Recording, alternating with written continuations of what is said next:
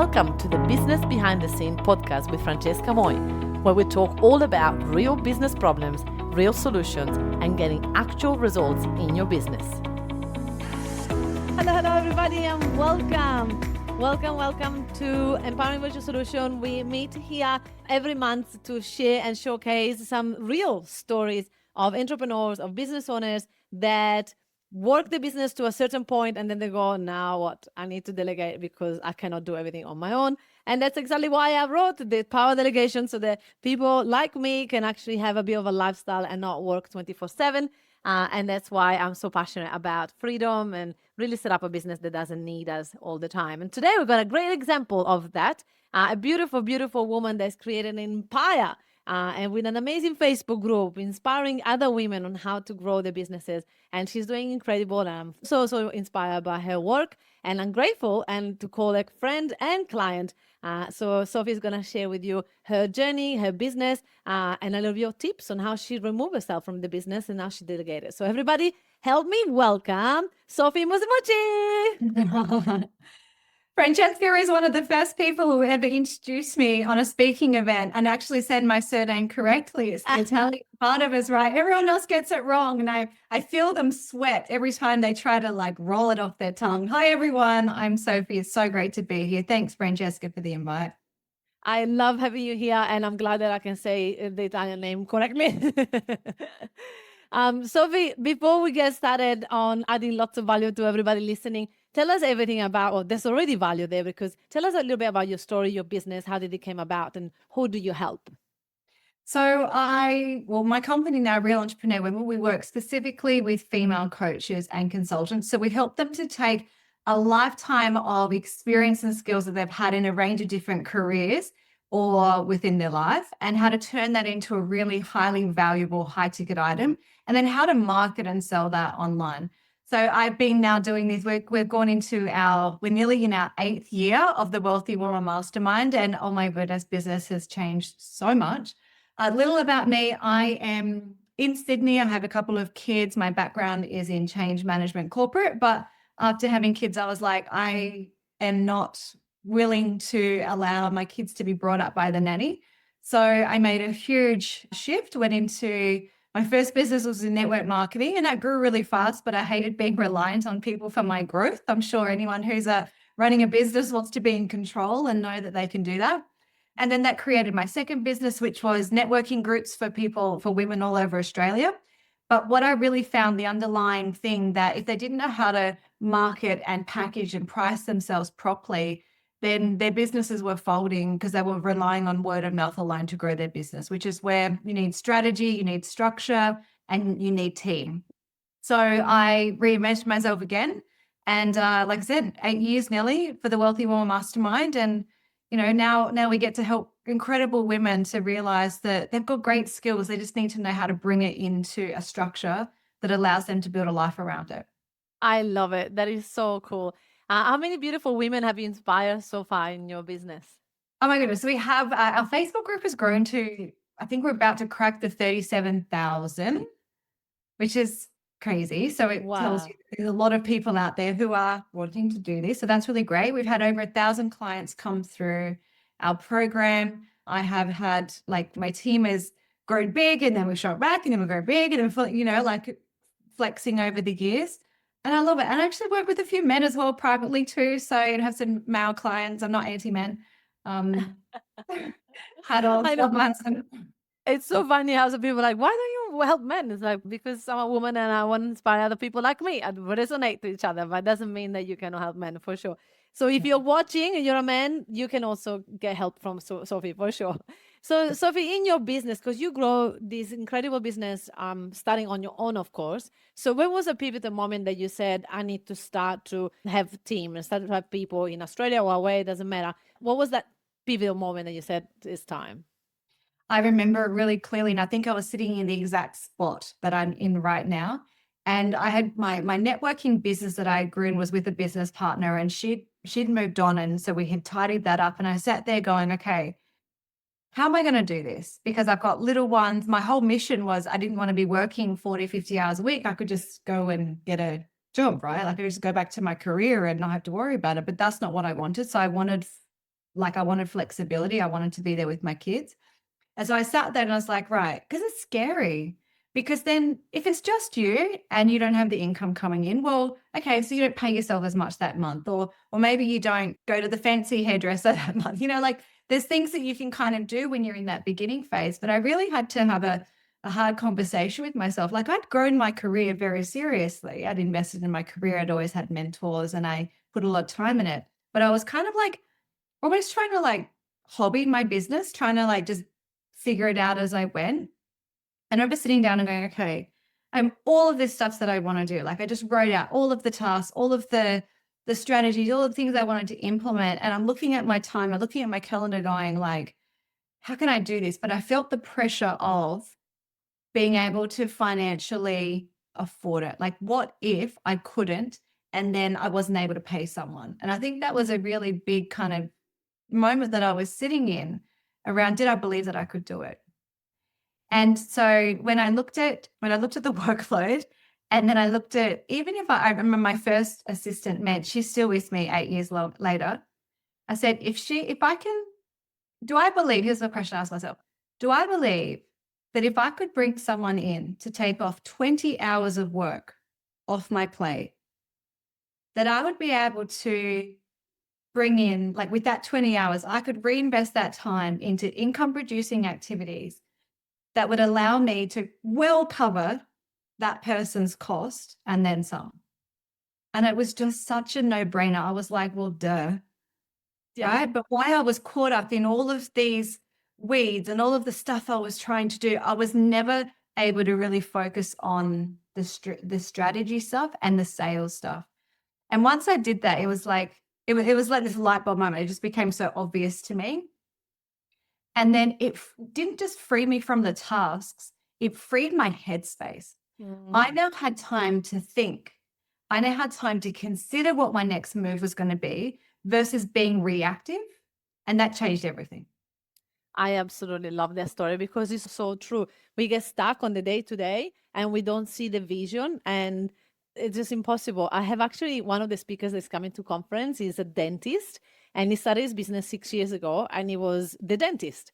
And he had a coach and he was saying, why is this business not profitable? Like, what am I doing wrong? And the coach said, you are the dentist. And he's like, yeah, I studied years to be a dentist. And he's like, you need to fire yourself and get a dentist. And he was like, well, how do I do that? Like, why would I do that? Why would I pay my wage to a dentist? Like, it's stupid. It literally like couldn't get that concept around it. And when he did, he was able to finally open 6 clinics, not 1. And he's one of the speakers at the conference that is going to share how he got himself out of the way to do exactly what you just said. And I love this type of story because we need to hear it, right? Sometimes we have our own bottleneck of the business, or we're like, okay, maybe we need to wait, and maybe I need to do something. So you were brave. At the end of the day, you work on your mindset. You recognize there was just a limiting belief, and you just did it before you could probably afford it. Because the truth is, we cannot afford it not to. Yes. It's so 100%. true, right? I love it. It's crazy because then after that, like the shift that happens with how can you afford not to? It's like sorry, it reminded me of something what you said about the dentist. It's like you become someone different once and like he couldn't see the forest for the trees because he was so in the trees every single day. It was the same as me. Yeah, 1,000,000%. I love that. And the fact that we don't understand what is going to happen when one of the things that he's going to speak about, I'm not going to give away all this talk about, he's going to speak about how to forget everything you learn and relearn it for the next phase of the business. Have you noticed that in your business, and how did it affect you, and how did you do it? I'm going through that right now. And I think, I think businesses go through it like every few years, because the structure and the strategy that got you to where you are won't be the one that gets you to where you want to go. We were talking about this last week when we caught up. And it's quite, it's almost like you have to grieve your old business because there's an identity that's actually attached to that. Like the dentist, right? He was known as the dentist, so the professional and the respect that he got from people and maybe his family and stuff as well. And so it's an identity shift from letting go of who that person was or how that person they thought they were perceived, and actually stepping into a new identity. And I think until we're willing to do that identity shift from going from but I'm needed in everywhere because we do have a desire to want to be needed. I'm busy, right? You ask them how they're doing. They're like, they're busy. It's like people wear it as this badge of honor, but it's an identity. It's like, who are we without the busyness? And we don't know yet, right? And I find a lot of people who are similar to us, so, like high D, high I kind of personalities struggle to sit in the quiet Oh, yeah. because they're not used to sitting in the quiet. They're used to being so in the busy. But yeah, they're bringing on someone into your team to take off that element. It allows you to go, who am I now? What do I really want to do? How do I want to show up in the world? And how do I get off the treadmill of just being so busy that I can't think and I don't see my family and my friends, that I'm not looking after myself? It's huge.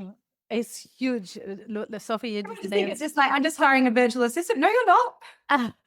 We're transforming who you are. Yes, It's you, exciting. you need to be okay with that. And you know what? I've seen so many business owners sabotaging that process because they're not ready to shift their identity. So they sabotage it. They don't train the VA properly or the team here. And it's always someone else's fault. We don't take responsibility. And guess what? I've done it myself. I didn't make it work with some people because I didn't want to lose the control, or I didn't want to lose the ego attached to people were saying that I was amazing at customer service, that I was amazing in helping them. And then all of a sudden they're saying my team is amazing. It's like, wait a minute, I'm the one, right?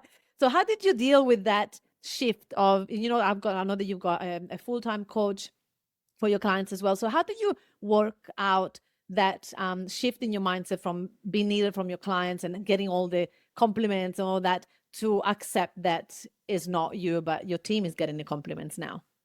Yeah, I think there's two things. It's like in the beginning with shifting to, can someone else do it instead of me?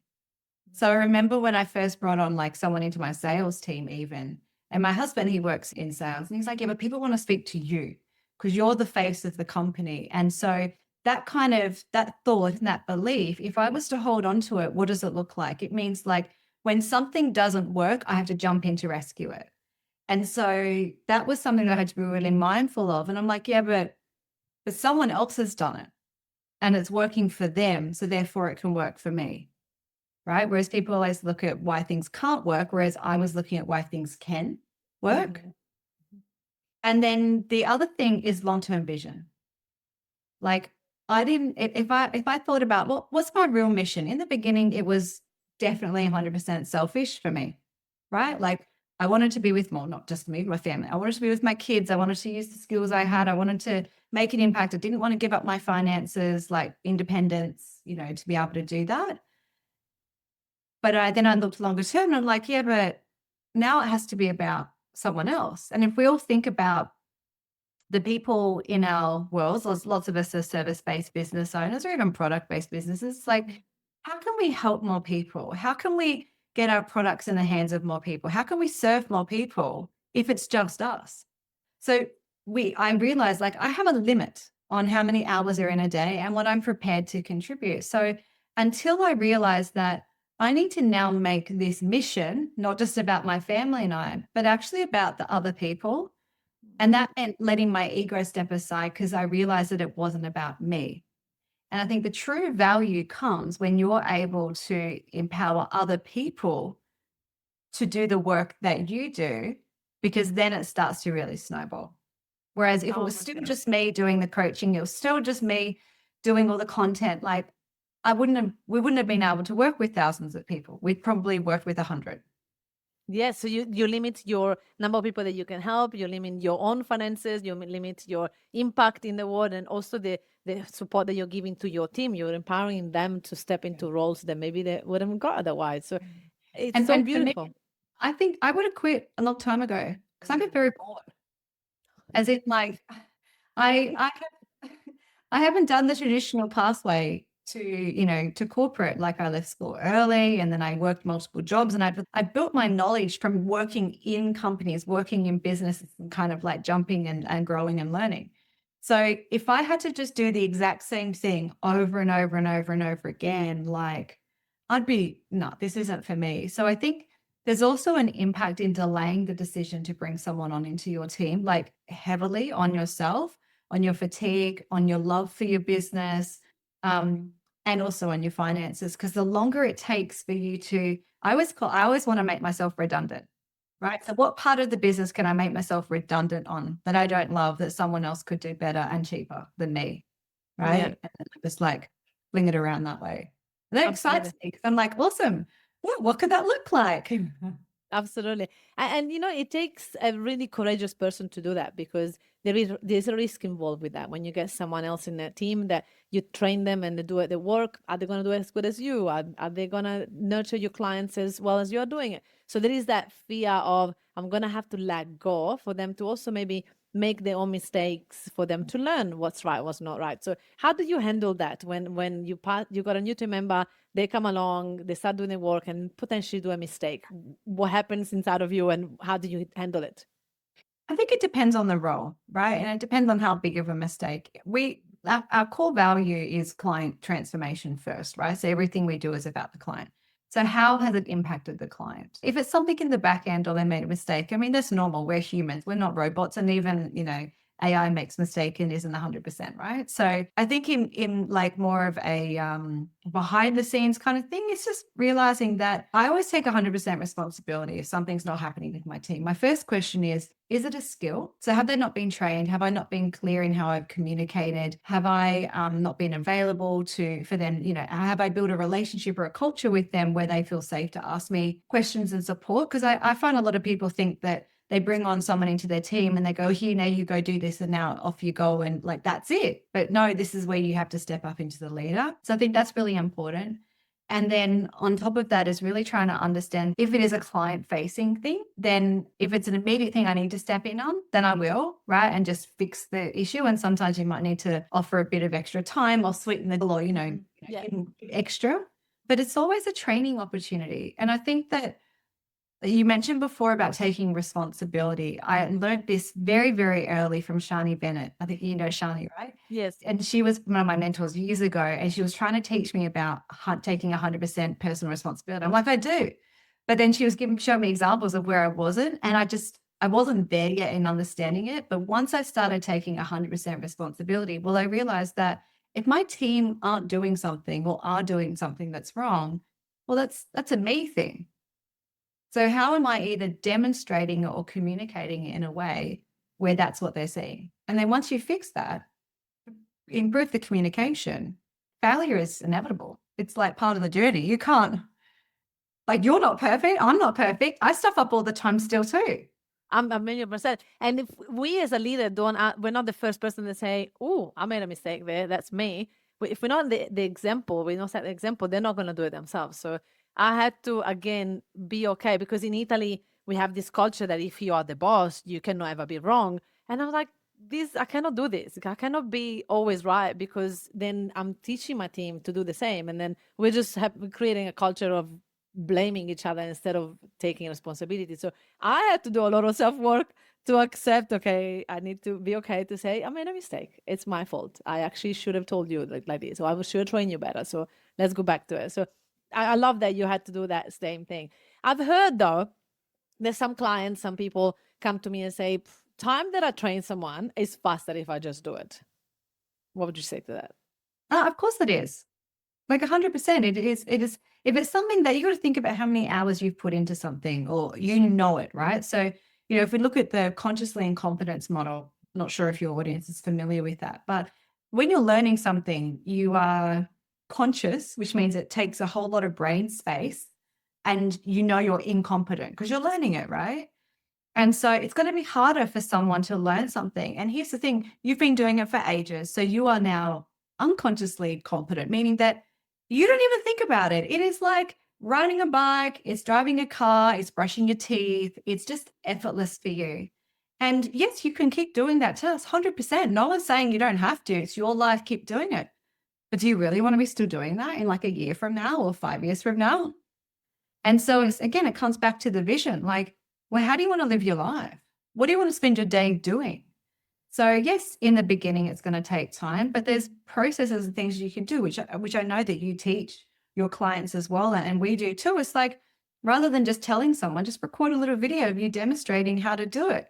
Now they've got a reference to come back to if they're not sure. Like, you've got to think about short-term pain for long-term gain, right?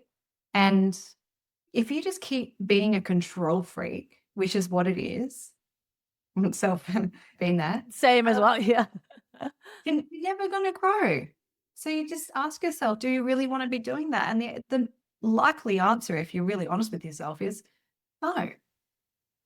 Okay. Are you willing to be patient and teach someone else to do it, knowing that a week from now, 2 weeks from now, a month from now, 80% of that could be done by someone else? And you just mentor them. How would that feel? Well, Dan, that would feel pretty good if I don't have to worry about that anymore. Okay. So let's go through the period. Let's take one step at a time. Let's get that in place and get you to that future state. So again, can't see the forest for the trees because you're so in it. Absolutely. And one thing that when I was stuck like that years ago, I remember it was just before COVID and I needed to hire one more person and I was just afraid and I tried a few times and it didn't work. And I was like, maybe I'll just continue doing this task because I can't find the right person and they don't exist because if I can find them, they don't exist. And I said that to my coach and I said, Francesca, what does your business need? And I was like, shut up. That question is unfair because it's so true. It was like, it's not about you. It's not about if you found someone or not. Your business needs you to find someone because you are needed somewhere else. So you are doing yourself a disservice and the business a disservice because you're holding on to a task that you shouldn't be doing anymore. And even if you like it, even if you know they're good at it, you should just let it go. So I love it what you said because it's exactly remind me of my coach when he said that. I always ask that when I do meetings with my business manager and we chat about what we do. There is emotions. We are people, right? And we always go back to, okay, wait. I know there were stress and I know there are things that, but what does the business need? The business needs us to do this and that. So that's what we're doing. So I love that you're sharing that.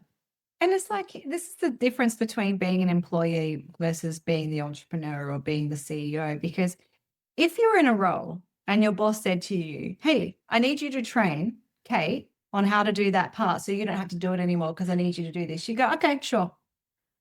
Because someone else has told you have to do it. And we kind of adopt an identity of an employee that we do what we're told.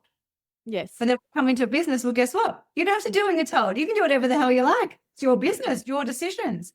And so again, it comes back to the identity, right? So in order for you to set time aside to go, you know, what does the business need? The business needs me to do this.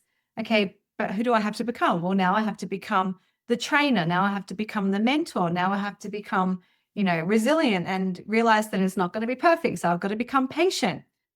Oh, that's too hard. I'll just do it myself, right? So, yes. oh, it's funny. Patient is a word that I don't think many of us like, but we don't have to like it. We have to ask, does the business need me to be patient? And we just have to do it. Yeah. I love that. What does the business need? I could chat with you the whole day. It's so much fun, but I know the time is needed there. So I wanted to ask one final question. I want to ask you a few things, but one is very important for me is like, what is something that you've done in your business that really helped you scale it? Oh, I think the most important thing for me would have been my very first hire, which would have been Mensch. Yeah. Because it allowed, like I said, it freed up my day, it freed up my headspace, and it allowed me to see the power of leverage. Because if it's just you have no leverage, meaning that something happens in your life or in your business and you're unable to do the things that it's just easier if you do it, then your business will fail. But when you understand the power of leverage, and team is a huge component of that, like whether you're sick, the kids are sick, something's happened, you want to go on holidays. Like I've just spent 6 weeks in Europe. Yes. I maybe spent an hour in 6 weeks on my business. Amazing. 1 hour. That's the power of leverage. Team is a huge part of it. Next comes systems. So I think back to Mensch. I remember that very powerful decision.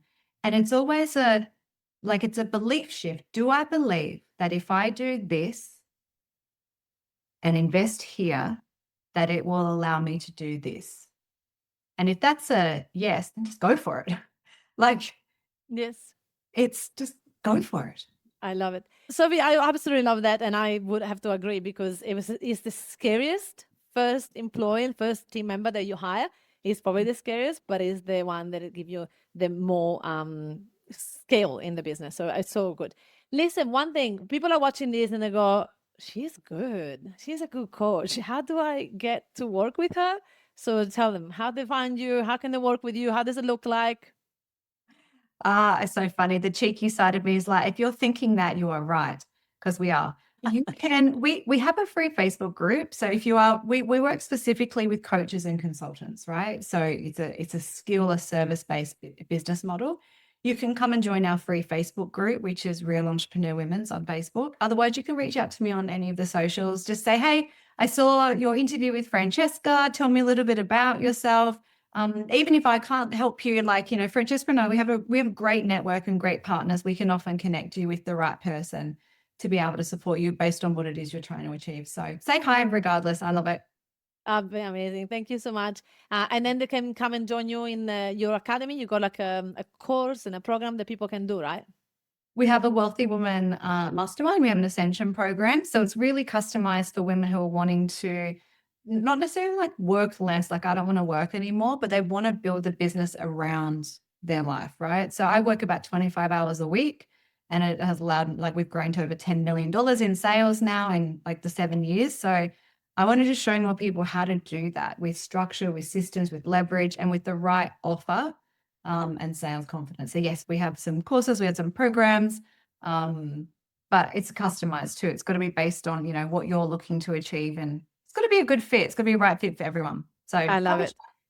I love it. So people reach out to Sophie because they are absolutely amazing. We've got lots of clients in common. And actually, Sophie's got one of your team has got one of our EA working for them, right? Yeah, so G's amazing. So she works directly with me, and she's phenomenal. She really has allowed us. So she sits between me and the other assistants, which is fantastic. Wow. So she manages our assistants day to day, like in our operations. She helps to come up with new ideas and helps to streamline things. Like, the caliber of people that comes through your team is amazing. And I recommend, and we help our clients with getting their assistance through Francesca as well. So, like, just I can't express the difference you will feel as a business owner. And if you really, you say this quite a lot, Francesca, and me too, it's like, you are the bottleneck of your business. Once you remove that, the flow is incredible. So just step into the person who already has that business and just allow it to unfold. I love it. Thank you so much. Everybody, give it up for me, with me, to Sophie. That was amazing. I would have talked to you for hours, but I know that we invited you for only half an hour. I respect your time as well, because yes, it's important to have limits and have time boundaries. And I know that you do, and I do too. So I'm going to let you go. And everybody watching, go and reach out to Sophie. And if you want to see more of this happening, we're going to a conference in May. It's happening 14th and 15th of May. We're actually finishing at 3 p.m. at the 15th, so that you can fly back home. A lot of people are coming from Sydney, Melbourne. So get your tickets now. We have a couple of more days, and then the early birds is finishing, which is insanely a good deal for 2 people for the price of 1. So you need to check it out. Come along, and more conversational leads will happen at the conference. Thank you for watching, and thank you, Sophie, so much. My pleasure. Bye, everyone. Thank you so much for listening to this amazing podcast. Now, if you enjoyed this, you're definitely going to love my Facebook group, where I've got over 11,000 people in it, and they're all business owners successful like you. It's called the Successful Entrepreneur Lounge, and in there I do classes every week, and I get to interview my clients, and I get to teach you all the things that I've done to get my business to 100K plus a month. So I look forward to have you in there. It's called the Successful Entrepreneur Lounge Facebook group in Facebook. I look forward to see you there. Ciao.